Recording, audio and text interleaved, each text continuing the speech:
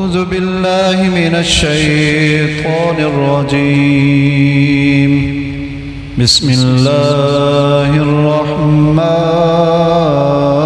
الرحيم. يا أيها الذين آمنوا لا تسألوا عن أشياء إن تبد لكم تسؤكم وإن تسألوا عنها حين ينزل القرآن تبد لكم عفى الله عنها والله غفور حليم.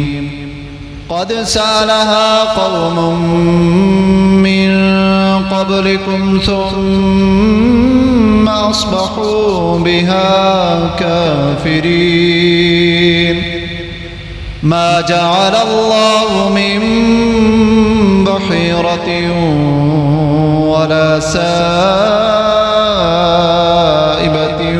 ولا وصيلة ولا حام ولكن الذين كفروا يفترون على الله الكذب وأكثرهم لا يعقلون. وإذا قيل لهم تعالوا إلى ما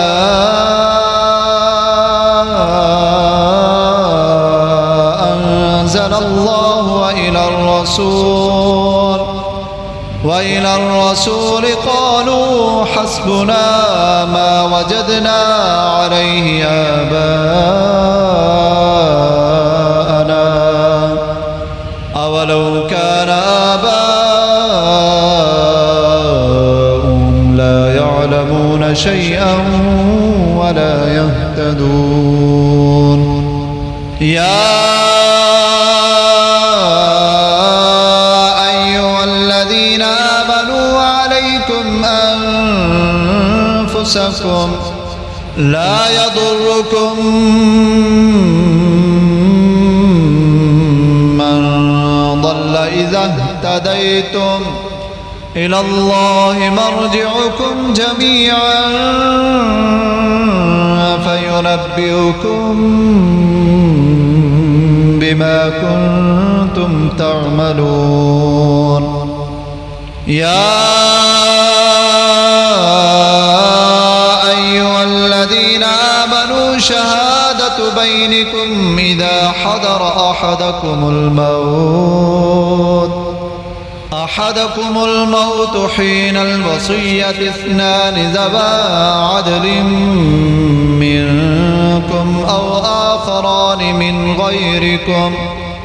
من غيركم إن أنتم ضربتم في الأرض فأصابتكم مصيبة الموت تحبسونهما من بعد الصلاة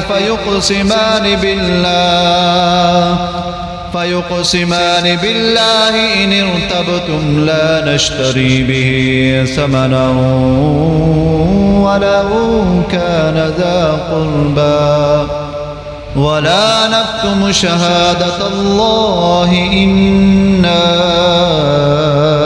إذا لمن الآثمين. فإن عثر على أنهما استحقا إثما فآخران يقومان مقامهما من الذين استحق عليهم الأوليان فيقسمان بالله لشهادتنا أحق من شهادتهما وما اعتدينا إنا إذا لمن الظالمين. ذلك أدنى أن يأتوا بالشهادة على وجهها أو يخافوا أن ترد أيمان بعد أيمانهم واتقوا الله واسمعوا والله لا يهدي القوم الفاسقين